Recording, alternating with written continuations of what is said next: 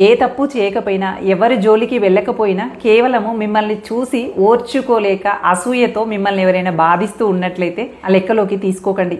వారిపై ప్రతీకారానికి కూడా మీరు ప్రయత్నించకండి. సమయాన్ని వృధా చేసుకోకండి. ఎందుకంటే కర్మ తన పని తాను చేసుకుంటూ పోతుంది. మీ పని మీరు చేసుకుంటూ ప్రశాంతంగా ముందుకు వెళ్ళండి. మీ కళ్ళ ఎదుటే మీకు చేసిన దానికన్నా రెండింతల బాధ అనుభవించటం మీరు త్వరలోనే చూస్తారు.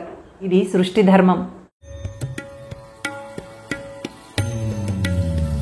ఏ మనిషినైతే నువ్వు ఇతరుల నుంచి కోరుకుంటున్నావో, ఏ నమ్మకమైతే నువ్వు అవతలి వాళ్ళలో ఉండాలనుకుంటున్నావో, ఎలాంటి ప్రేమ అయితే నువ్వు ఎదుటి వాళ్ళ నుంచి ఆశిస్తున్నావో అవన్నీ ముందుగా నీలోనే ఉండాలి. నేనుండే అది ప్రారంభం అవ్వాలి. ఏదైతే నువ్వు ఎదుటి వ్యక్తిలో ఉండాలని కోరుకుంటున్నావో అది ముందుగా నేనుండే ప్రారంభం అవ్వాలి. అప్పుడు మాత్రమే స్నేహాలు నిజమైనటువంటి బంధాలుగా ముడిపడతాయి.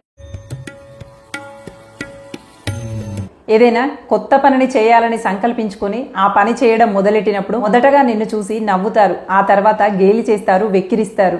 గెలిచిన తర్వాత మాత్రం వాళ్ళే నిన్ను చూసి చప్పట్లు కొడతారు.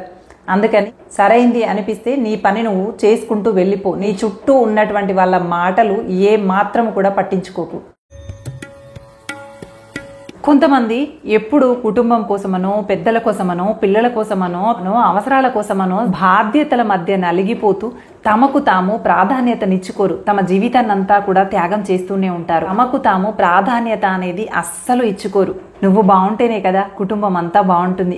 అది గుర్తుపెట్టుకుని నీకు నువ్వు ప్రాధాన్యత ఇచ్చుకో. అది స్వార్థం ఎప్పటికీ కాదు, అవసరం మాత్రమే. ఇది గుర్తుపెట్టుకుని మొదలు నిన్ను నువ్వు పట్టించుకున్న తర్వాత మాత్రమే త్యాగం వైపు ఆలోచించు. అంతే తప్ప త్యాగాలు చేసుకుంటూ వెళ్ళి నీ ప్రాధాన్యతని నువ్వు ఎప్పుడూ తగ్గించుకోకు.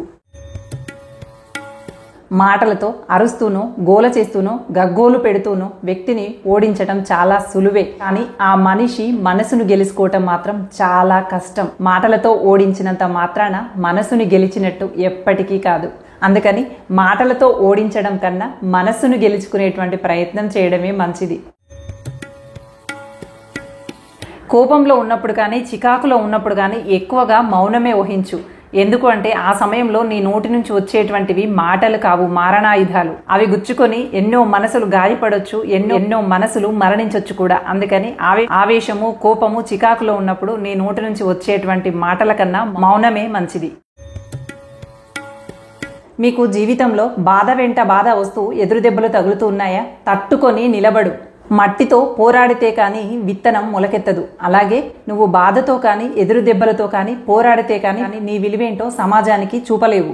ఎన్ని ఎదురు దెబ్బలు తట్టుకొని నిలబడితే అన్ని పరీక్షలు నెగ్గుకొని పరిపూర్ణమైనటువంటి జీవితాన్ని పొందుతావు. ఈ ప్రపంచానికి నువ్వేంటో నిరూపించుకోవాలంటే నీలో ఉన్నటువంటి చెడు పైన నీతో నువ్వు పోరాడు. నిన్ను నువ్వు గెలిచి నువ్వేంటో నీకు అర్థమవ్వగలిగితే నీ గమ్యం సులువైపోతుంది. ప్రపంచానికి నువ్వెవరో నిరూపించుకోవటానికి పెద్ద సమయం ఏమీ పట్టదు. పెళ్లి చేసుకున్న తర్వాత మీకు ఇద్దరికీ అనిపించాలి, ఎవరితో బ్రతకాలి అని నిర్ణయించేది ప్రేమ కాదు. ఎవరు లేకుంటే జీవితంలో ఒక్క క్షణం కూడా బ్రతకలేమో అది నిజమైనటువంటి ప్రేమ అనిపించేలాగా భార్యాభర్తల అనుబంధం కొనసాగాలి. మన ఆస్తినో, అందాన్నో, ఉద్యోగాన్నో, వృత్తినో చూసి ప్రేమించే ప్రేమ కన్నా మనల్ని ఒక ఆస్తిగా భావించేటువంటి వారి ప్రేమ నిజంగా గొప్పదే.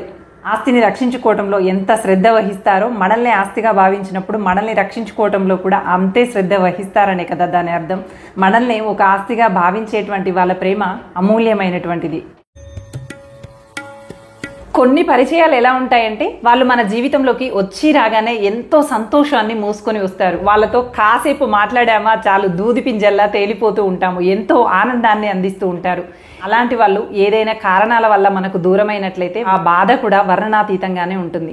వాళ్ళ పరిచయము మనల్ని ఎంత సంతోషానికి గురి చేసిందో వాళ్ళ ఎడబాటు మనల్ని అంతకన్నా ఎక్కువ బాధకి గురి చేస్తుంది. అలా సంతోషాన్ని ఇచ్చేటువంటి వాళ్ళు మన జీవితాల్లో ఉంటే ఆ పరిచయాలని పదిలంగా దాచుకుందాం.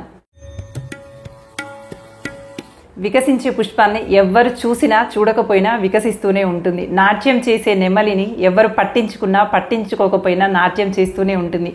ఇవన్నీ ప్రకృతిలో సహజ సిద్ధంగా జరిగిపోయేవి.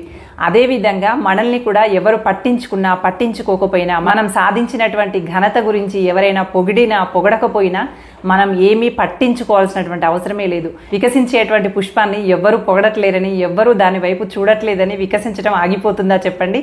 అలాగే మనల్ని ఎవరు పొగిడినా పొగడకపోయినా, మన గురించి ఎవరు పట్టించుకున్నా పట్టించుకోకపోయినా మనం చేసేటువంటి పని సరైనదైతే ప్రత్యేకమైనటువంటి శైలితో ముందుకు సాగిపోతావు. అప్పుడు నువ్వంటే ఇష్టం ఉన్న వాళ్ళు నిన్ను వెతుక్కుంటూ నీ దగ్గరికి వస్తారు. కాని వాళ్ళు మోసం చేస్తే అరుస్తాము, బాధపడతాము, వేదన చెందుతాము, చట్టాన్ని ఆశ్రయిస్తాము. కానీ అయిన వాళ్ళే మోసం చేస్తే మాత్రం చచ్చిపోవాలనిపిస్తుంది. ఇక్కడితో జీవితం ముగిసిపోయింది, ఇంకా సాధించేది ఏమీ లేదు అన్నట్లుగా శూన్యంగా కనిపిస్తుంది. అంతటి నిరాశ నిస్పృహలు ఒక్కసారిగా వెల్లువెత్తుతాయి. అందుకని ఎప్పుడు కూడా ఎవ్వరిని మోసం చేయాలని అనుకోకండి. వాళ్ళ జీవితంలో ఏదైనా జరగరాంది జరిగితే పరోక్షంగా మీరు హత్య చేసిన వాళ్ళే అవుతారు.